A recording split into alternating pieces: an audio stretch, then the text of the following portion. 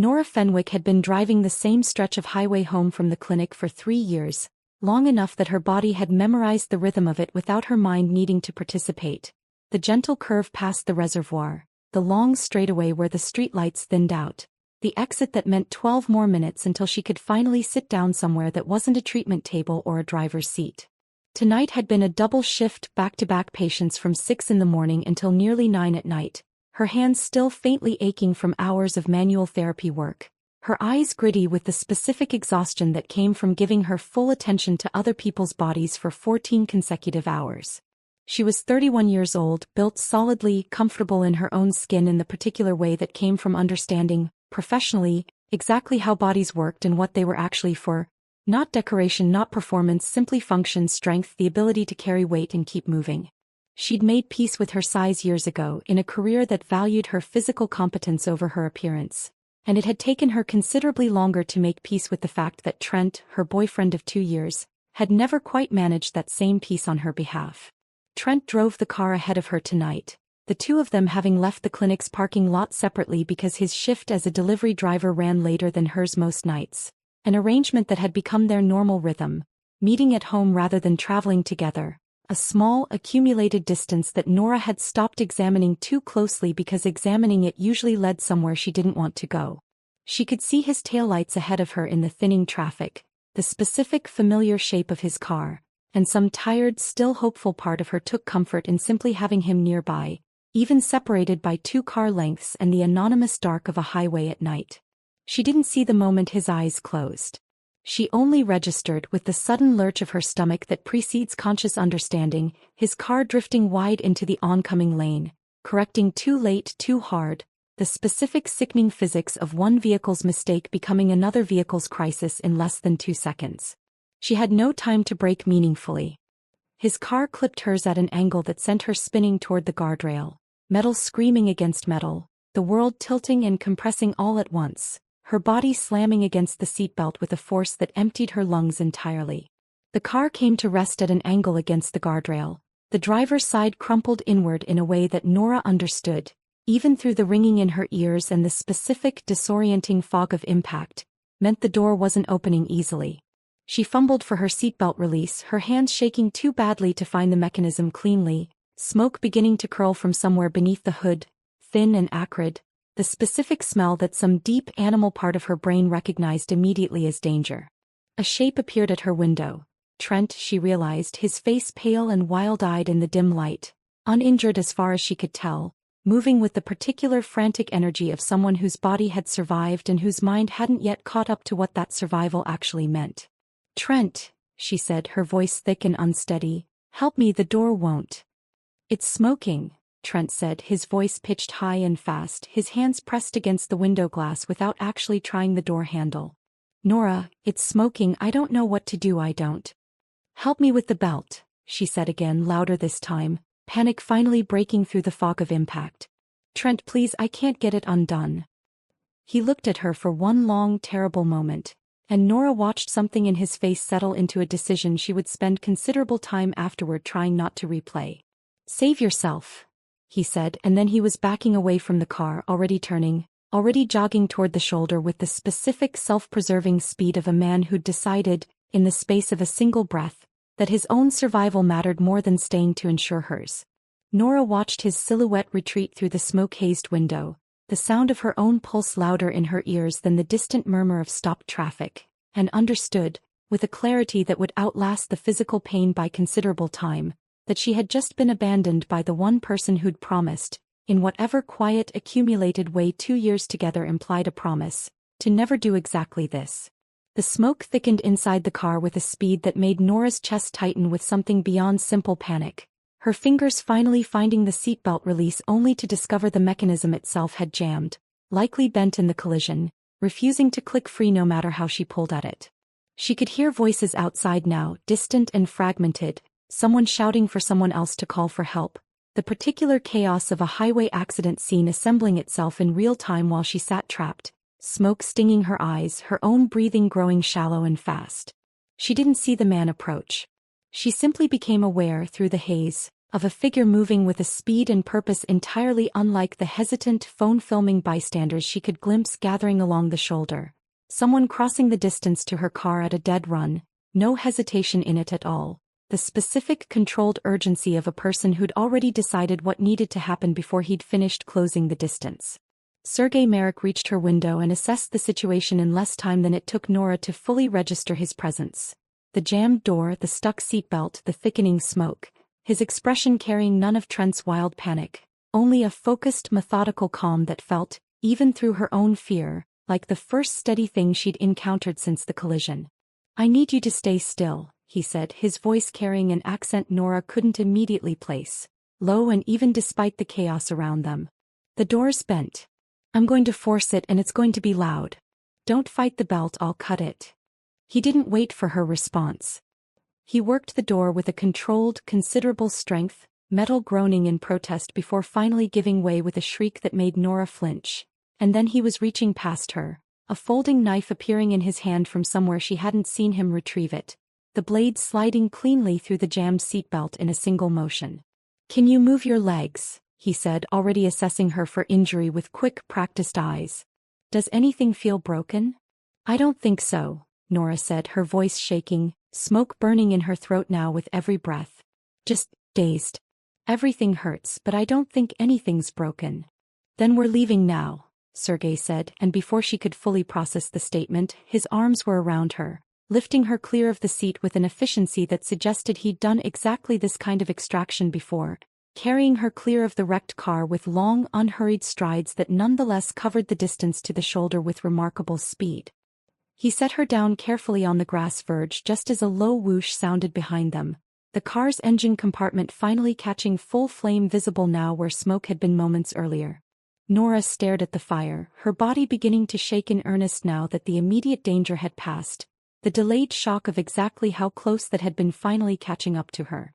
"You're safe," Sergei said, crouching beside her, his hands moving over her with the same brisk efficiency he'd used to free her, checking for injuries she couldn't yet feel through the adrenaline. "Can you tell me your name?"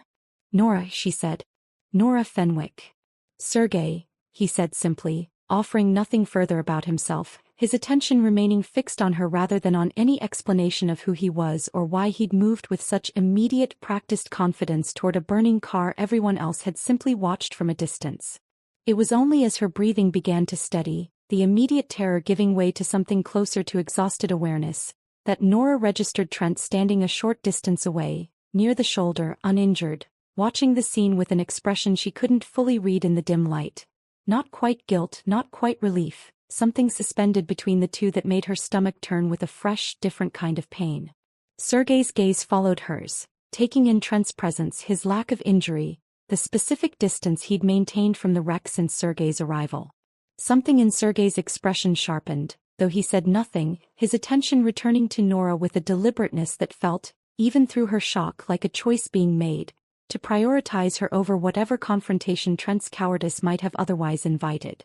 "The ambulance is close," Sergei said, nodding toward the approaching sirens now audible over the crackle of the burning car. "I'll stay until they arrive." "You don't have to," Nora said, though some small, exhausted part of her didn't want him to leave. "I know I don't have to," Sergei said, and something in the simple, unadorned honesty of the statement landed with a weight Nora wouldn't fully understand until considerably later. The specific, quiet difference between someone staying out of obligation and someone staying because leaving felt wrong. The hospital's emergency room held Nora for 6 hours, a whirlwind of scans and assessments that ultimately confirmed nothing worse than bruised ribs, a mild concussion, and the deep, full-body ache of a body that had absorbed considerable trauma and would need days to fully register the extent of it.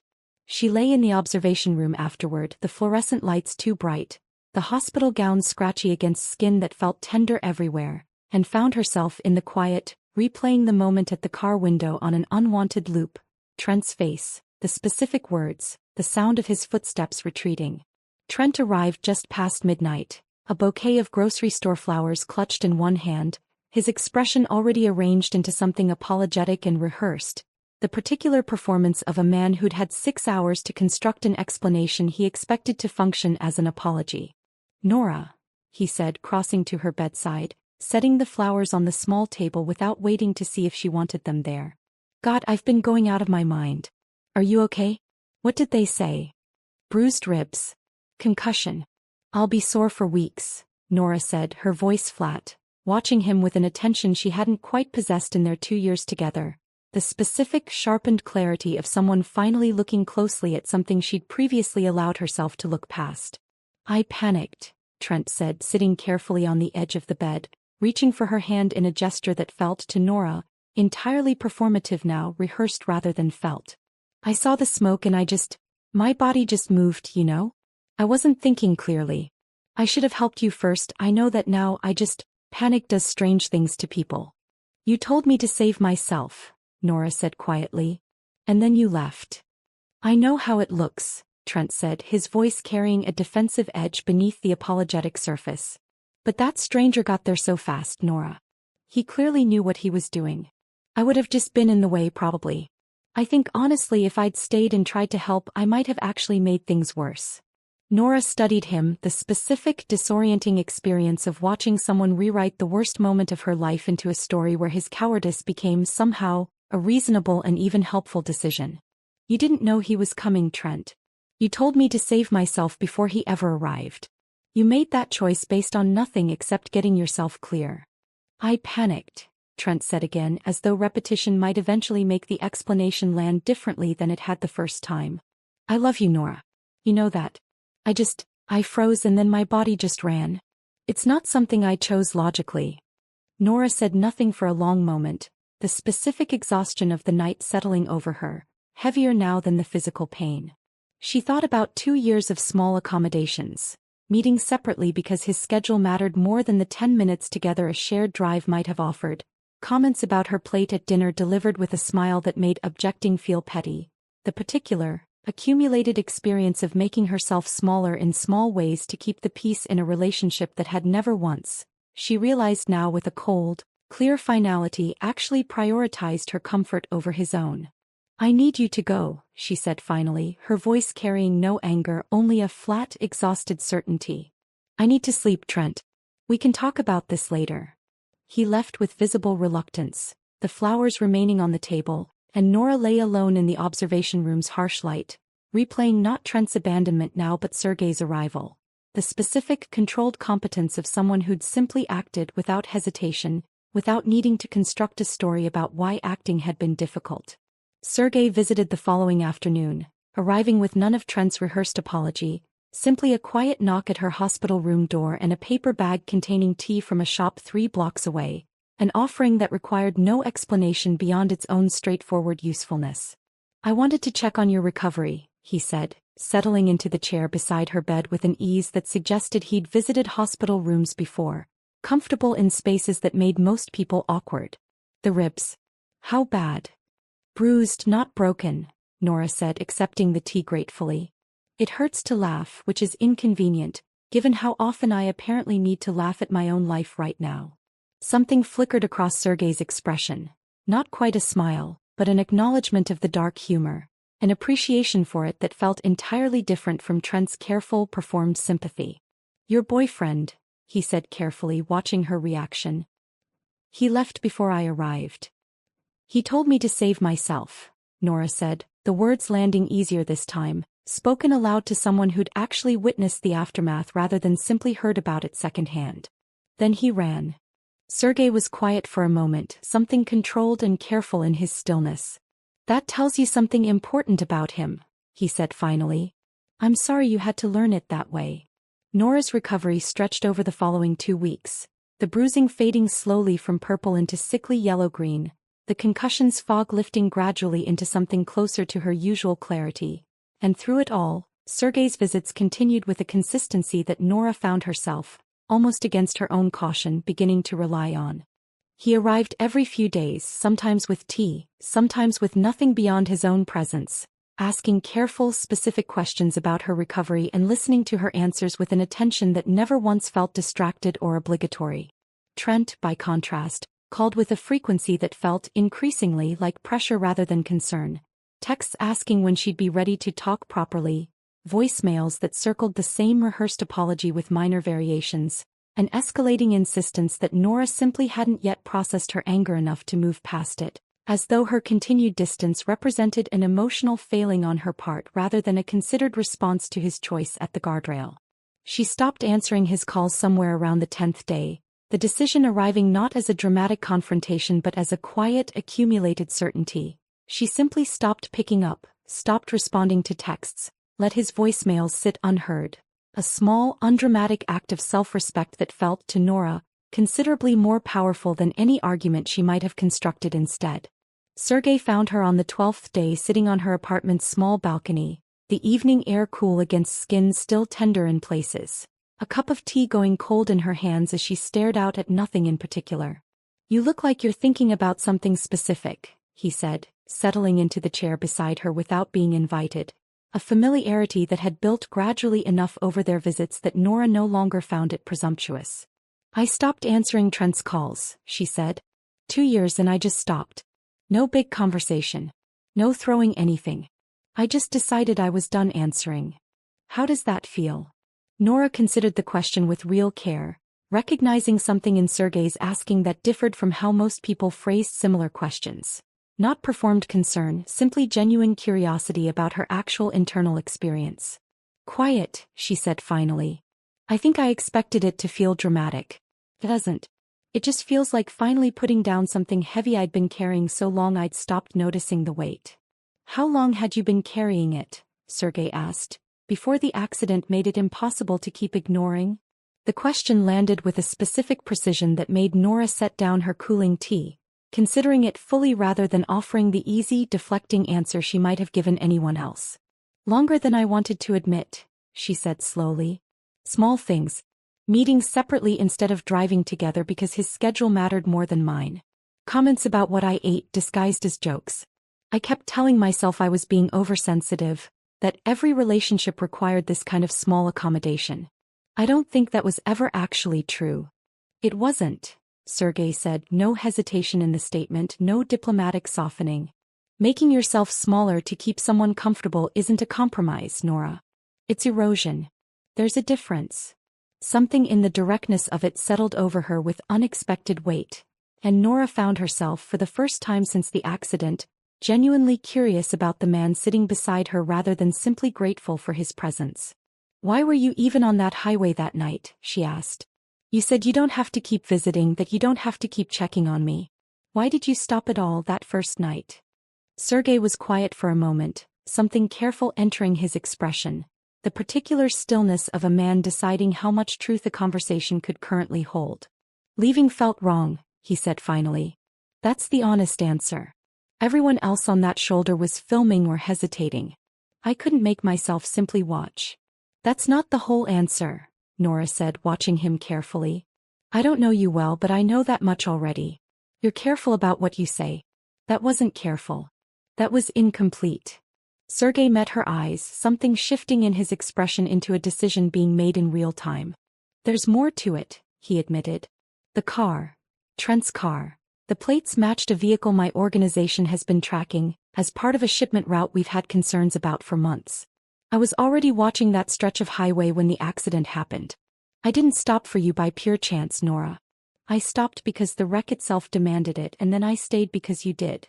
Nora felt something cold move through her chest, the specific disorienting shock of realizing the man who'd saved her life carried a second, unexplained reason for having been present at all. "What does that mean?" she said carefully.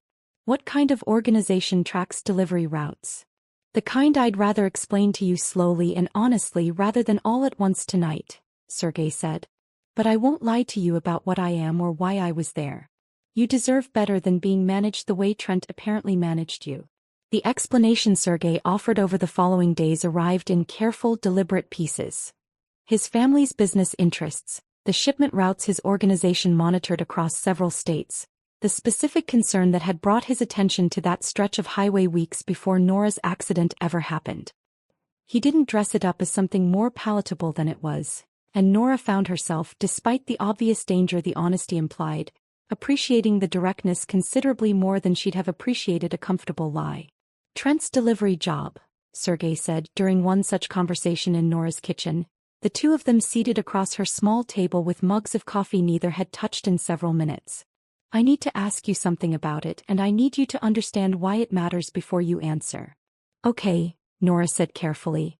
Do you know the name of the contractor he drives for? Nora considered the question, dredging up fragments of conversation from months earlier. Meridian Logistics, I think. He complained about the hours constantly. Why does that matter?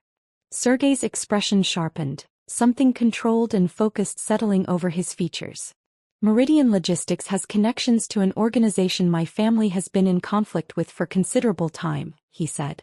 I need to understand whether Trent's employment there was coincidental, or whether it connects him to something considerably more dangerous than his own carelessness on the highway that night. You think Trent is involved in something, Nora said slowly, the implication landing with a fresh, disorienting weight. I think Trent is likely an unwitting employee of a company that serves purposes he has no knowledge of, Sergey said. But his recklessness that night, the accident itself, happened on a route my rivals use for exactly the kind of shipment I've been tracking. That's not necessarily a coincidence, and I need to understand the full picture before I know whether it puts you at any additional risk, given your connection to me now. Nora felt the weight of the conversation shift, no longer simply about her own recovery and the slow, careful rebuilding of trust with someone who'd shown up when it mattered, but about a danger she hadn't previously considered, one that had nothing to do with Trent's cowardice and everything to do with circumstances entirely outside her control. The confirmation arrived 3 days later, delivered by one of Sergey's associates who met with him in Nora's living room, at Sergey's insistence that she be present for whatever was uncovered rather than shielded from information that directly concerned her. Meridian Logistics is a shell operation, the associate said, a careful, precise man named Doran who spoke with the particular economy of someone accustomed to delivering difficult information efficiently. Registered legitimately, but its shipment contracts route almost exclusively through territory controlled by the Ashcombe organization. Trent Holloway's employment there appears incidental. He answered a job posting, nothing more sinister than that. But the accident itself occurred on a route Ashcombe has been using to move product past our usual monitoring. Which means what exactly? Nora asked, her voice carrying a tightness she couldn't fully control. It means your accident happened somewhere that already had our attention, Doran said. And it means now that you're connected to Mr. Merrick, Ashcombe's people may eventually recognize an opportunity to use that connection against him through you. The specific cold clarity of the threat landed with a weight considerably heavier than anything Trent's abandonment had made her feel, not the sharp personal betrayal of someone failing her directly, but the slower, more diffuse danger of being caught in a conflict she'd had no part in creating. What do I do? Nora asked, looking towards Sergey directly. You let me handle it, Sergey said, his voice carrying a steadiness that Nora had come to recognize, over the preceding weeks, as his particular register for moments that mattered most. I intend to make certain Ashcombe never has the chance to use this against either of us. But I need you to understand the risk fully, rather than discovering it the way you discovered Trent's cowardice, after the fact with no warning. Trent doesn't know any of this, Nora said slowly, working through the implications. He has no idea his job connects him to any of this. He doesn't, Sergey confirmed. Which makes him a loose thread rather than a willing participant.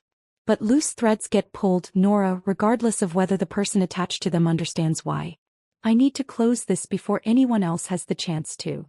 The greatest setback arrived that same evening when Trent, having finally grown desperate enough at Nora's continued silence, showed up at her apartment unannounced, his expression carrying a specific panic that had nothing to do with their relationship and everything to do with a phone call he'd apparently received from his employer earlier that day. Someone from Meridian called me, he said, pushing past Nora's attempt to keep the conversation brief, his voice pitched high with genuine fear. Asking questions about the accident, about the route, about whether I'd told anyone details about the delivery schedule. Nora, I think I'm in some kind of trouble and I don't understand any of it.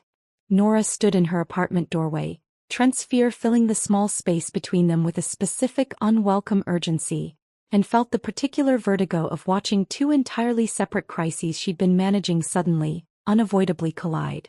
What exactly did they ask you? She said, her voice carrying none of the warmth their 2 years together might once have earned, only careful, focused attention to information that had suddenly become considerably more important than her own lingering anger. Whether I'd mentioned the route to anyone outside work, Trent said, pacing now in her small living room, his hands moving restlessly. Whether the crash had drawn any unusual attention.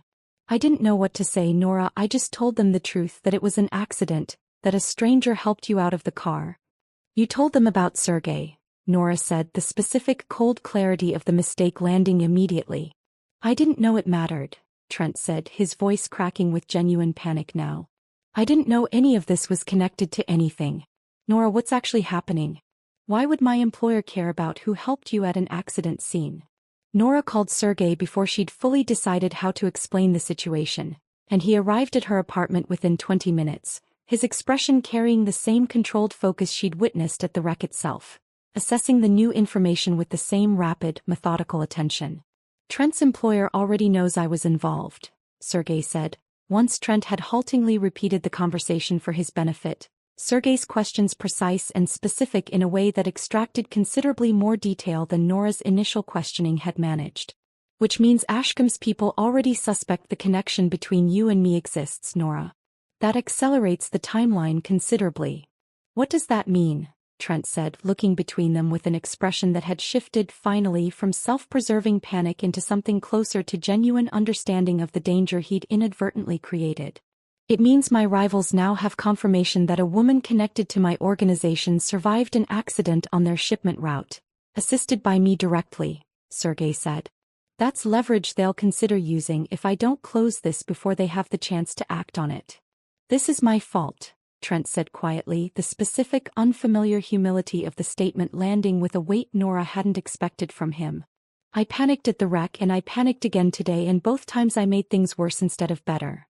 Nora studied him for a long moment, feeling something complicated settle over her. Not forgiveness exactly, but a kind of exhausted clarity about exactly who Trent was, consistently, in moments that demanded courage rather than self-preservation. I need you to tell me everything you know about your employer, she said. Every detail, Trent. This isn't about us anymore.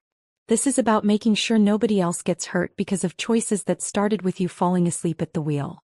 Trent complied fully, providing Sergey with details about Meridian's dispatch schedules, the names of supervisors he'd interacted with, the specific route assignments that had placed him on that highway the night of the accident.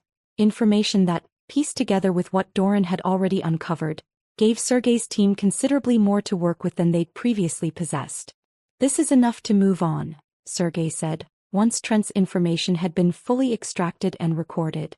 I need to reach my people tonight before Ashcom has any further opportunity to act on what they now know. What happens to Trent? Nora asked, surprising herself with the question, some old, complicated loyalty still asking on his behalf despite everything. Nothing happens to Trent, Sergey said. He's not a target himself, simply an unwitting conduit. Once we neutralize the actual threat, his connection to any of this becomes irrelevant. I have no interest in punishing a man for cowardice that's already cost him considerably more than he realizes. Trent left that evening with an expression carrying genuine, chastened gratitude, and Nora watched him go with the specific, complicated relief of someone finally, fully closing a chapter she'd been reluctant to fully end even after everything. I need to move on this immediately, Sergey said once they were alone again, his voice carrying the particular urgency of a man who understood exactly how little time remained before Ashcom's next move. I want you somewhere secure while I do. I trust you, Nora said, and found, saying it aloud, that the statement carried a weight and certainty she hadn't extended to anyone in considerable time. Whatever you need to do. I trust you to do it right.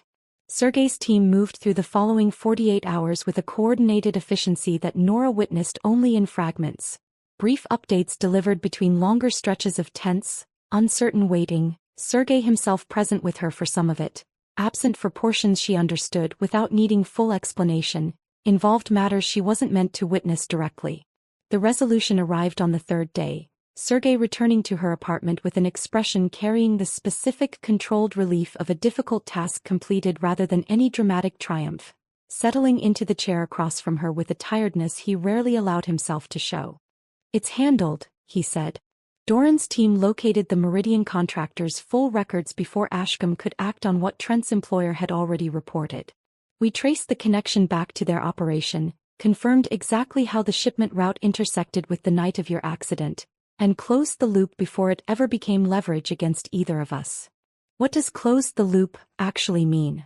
Nora asked carefully, understanding that the specifics might carry weight she wasn't certain she wanted fully explained. It means the information Trent's employer gathered never reached anyone with the authority to act on it, Sergei said. It means Meridian's connection to Ashcombe has been severed in ways that don't implicate Trent directly, and it means the specific vulnerability that put you at risk no longer exists.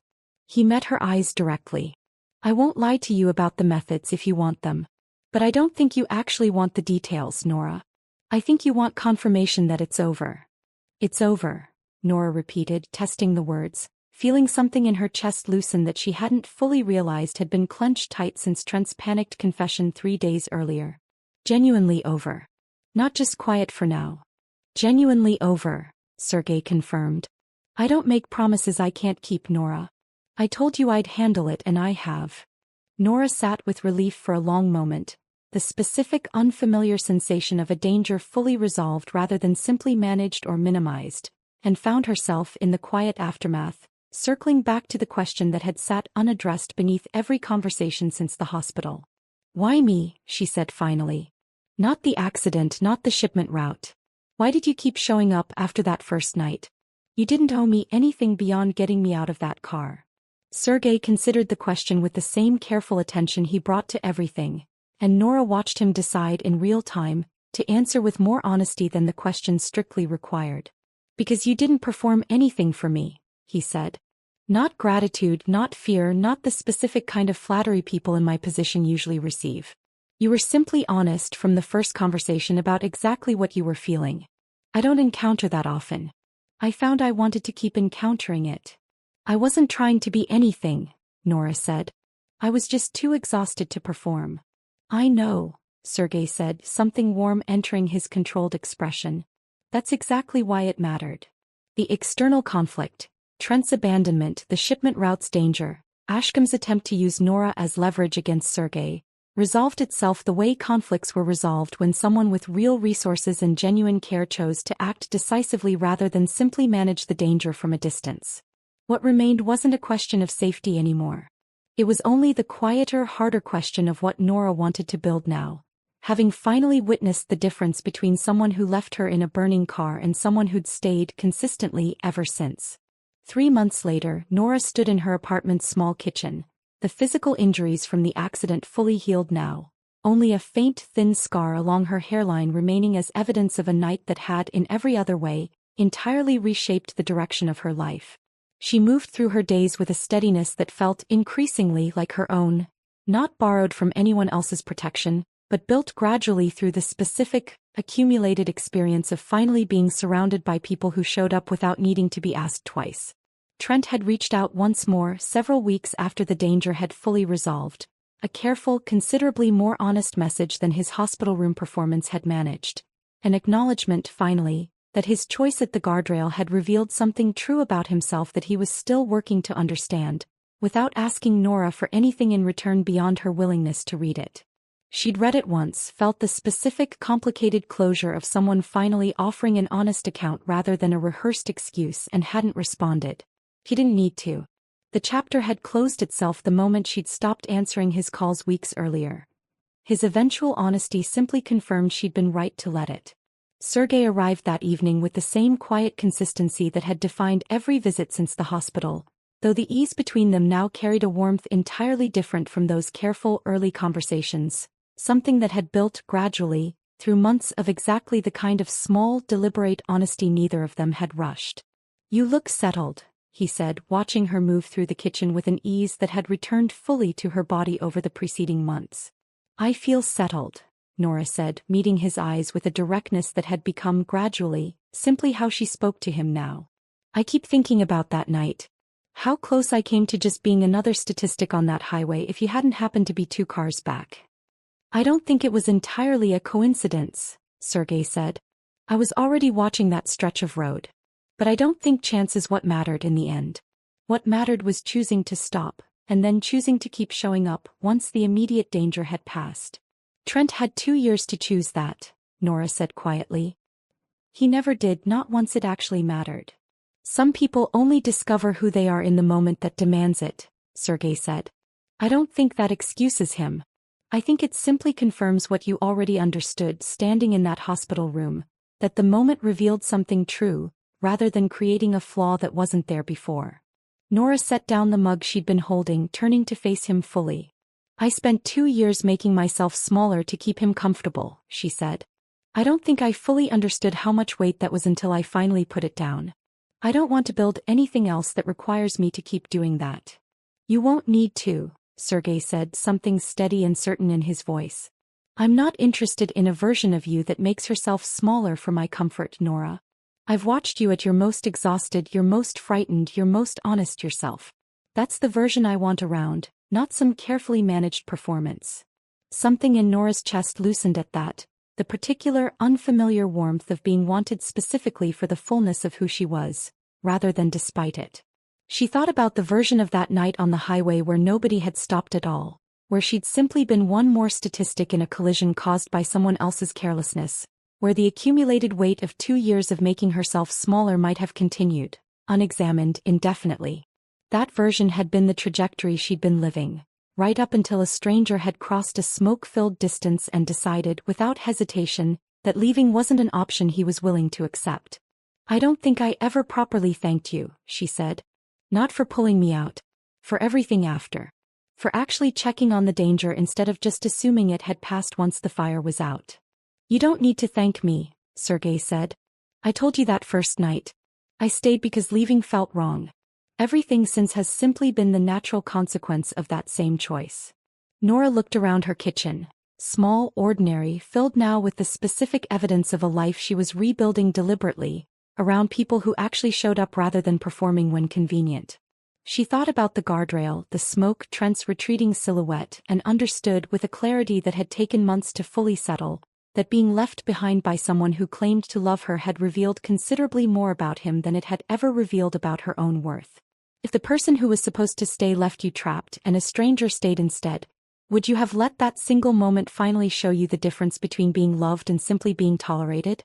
Thank you for reading. If Nora's story stayed with you, there are more waiting.